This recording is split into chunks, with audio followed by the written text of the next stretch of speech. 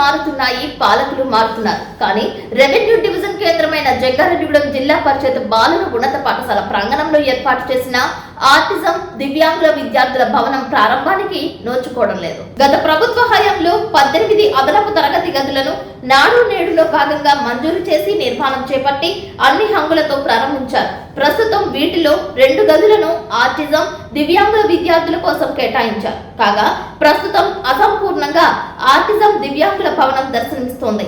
ఈ భవనం పూర్తి స్థాయిలో అందుబాటులోకి వస్తే ఆటిజం దివ్యాంగుల విద్యార్థులకు దోహదపడుతోంది. రాష్ట్రం మొత్తం మీద 125 చోట్ల ఆటిజం దివ్యాంగుల విద్యార్థుల కోసం ప్రత్యేక భవనాల ఏర్పాటు చేపట్టారు. అందులో భాగంగా ఏలూరు జిల్లాలో చింతలపూడి, జంగారెడ్డిగూడెం, ఏలూరు నందు రాష్ట్ర కేంద్ర ప్రభుత్వం సంయుక్తంగా ఆటిజం దివ్యాంగుల కోసం వీటిని నిర్మాణం చేపట్టారు.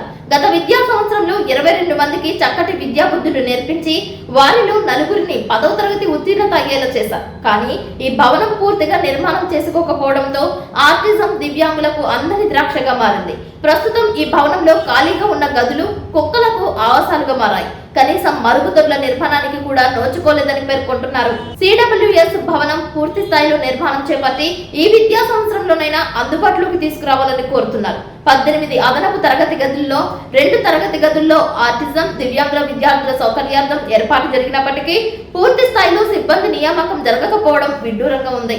పూర్తి స్థాయిలో నియామకం జరిగితే సైకాలజిస్ట్, ఫిజియోథెరపీ స్పెషలిస్ట్ వంటి 5 పోస్టులు వచ్చే అవకాశం ఉందని తెలియజేస్తున్నారు.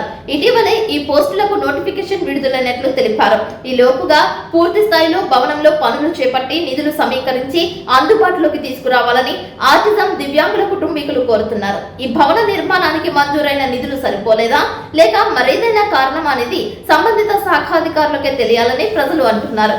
జిల్లా కోఆర్డినేటర్ గుర్రం భాస్కర్ రావు ఆధ్వర్యంలో ఆటిజం దివ్యాంగుల భవనం మరింతగా రూపుదిద్దుకోవాలని ప్రజా సంఘాలు కోరుతున్నాయి.